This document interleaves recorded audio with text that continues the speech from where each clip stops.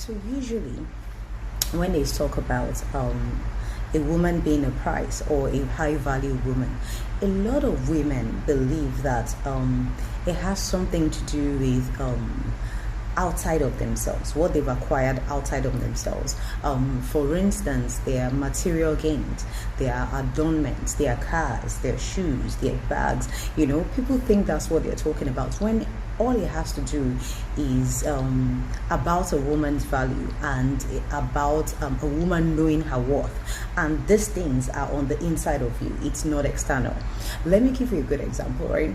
So a friend of mine was once celebrating her birthday. She wasn't doing anything much, so we went to her house, and there was another lady there as well. And you know how we girls like to talk and just sit around and talk about relationships and stuff. So there was this friend of hers there that day, and she was talking about she had a date about a month before.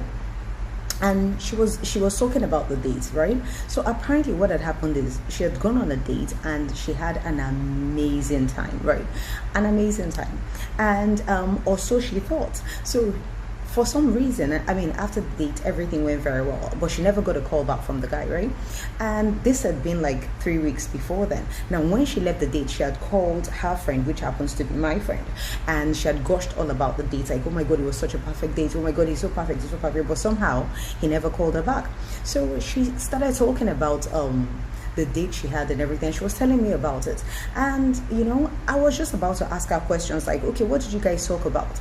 And then she went on to say, oh, I don't know why he wouldn't like me. Maybe he was looking down on me or something because he's quite well to do.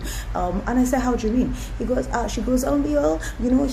he's doing very well for himself. Maybe he was looking down on me, and I don't understand why, because when I went on a date, I had a Chanel bag, I had these shoes, and I was telling him about all my trips. So I go on trips and everything. I don't understand why he would look down on me, or why he wouldn't like me. Oh, sorry, that was what she said. So I don't understand why he wouldn't like me. I take trips, I had a Chanel bag, I had this. And in my head, I was thinking, that's exactly why. Because for some reason, she actually thought that what she had on and the trip she was taking, which she must have bombarded the guy with, by the way, was supposed to be enough for him to date her. Now, this is a lady that, truth be told, like, I sat with her for a few hours, and in those few hours, she's well versed with sports, very well versed with in politics. She's well versed in current affairs. Like, she knows people, she can talk about things, she can genuinely hold a conversation. And in those few hours, she seemed like an amazing, very easygoing, lovable, caring person. But for some reason, she didn't see these things about herself. All she was concerned about was, oh, my bag, oh, but I had on a Gucci bag, I had on this belt, I had on this, I don't understand why he won't like me. Do you understand? She didn't see those great qualities about herself, which was what I'm sure the guy wanted to see as well. But all she could see was the external version of herself. Now, there are two female archetypes. The first is the pick-me girl, called the pick-me shell. Pick me, pick me. That sort of girl. Then there's the high value woman. Now, a lot of guys actually like the pick me shell. They like the pick me girls because they're insecure, so they're quite easily manipulated. As opposed to the high value woman, she's usually considered a bit obstinate by men, or a bit difficult, because she's much more difficult to manipulate. She's content in who she is, so she's not looking outside of herself. Does that make any sense? A pick-me girl. So a pick-me girl is a woman that obsessively desires the attention and validation of men at the expense of other women. So basically what she would do is try to act like she's different from other women whilst putting them down. Let me give you a good example.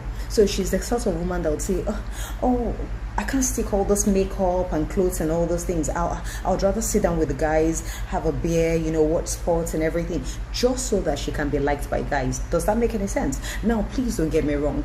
There are some women that genuinely are like this. They would rather have more male friends. They would rather drink beer and watch sports and everything, because that's what they genuinely like. They're not seeking for validation or attention or anything.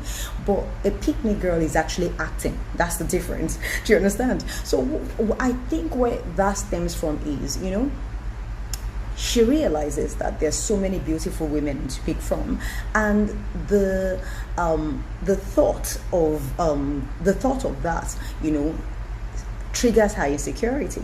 And then she feels that rather than compete with the other women, she would rather act different from them whilst putting them down, invalidate them, so she looks better than them. Does this make any sense? Yeah. So she's the sort of woman that will put other women down. Do you understand? Just to be liked by the men.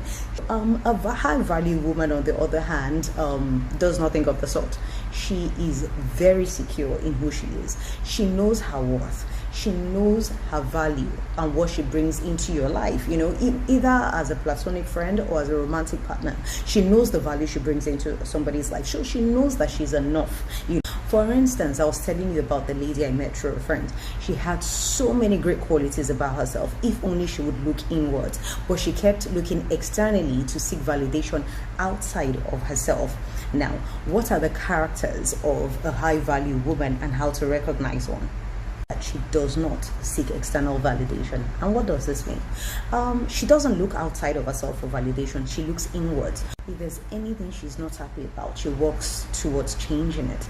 Then she also focuses on improving herself as opposed to focusing on other women and criticizing them. And if a man doesn't want her, that's because he's not interested. She doesn't start to feel insecure, questioning her worth, bashing other women or putting other women down just to feel better about herself. That she respects herself. Now, a big part of respecting yourself is actually respecting others. Respect begets respect, right? So, you have to respect authority as well. Let me give you an example. For instance, if you have a job and you have a supervisor that is about half your age, maybe your supervisor is 20 years old, an example, and you're 40.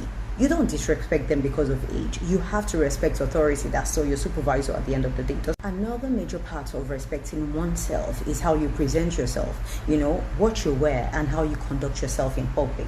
And lastly, earn your pink slip. What this means is have an income. Make something of yourself. Do something. Just have a source of income for yourself, no matter how small. Preferably multiple sources of income. If I had my way, I would have like 10 streams of income. I would run online businesses and do all sorts, But, sometimes some women fall into that category where maybe their spouses don't want them to work or whatever it is, and which is absolutely fine. What you can't do is do a business online, but do something with yourself, And you may be thinking to yourself, I don't have money to start a business. I don't have a 9-to-5. What do? I have to be dependent on people. That's absolutely fine.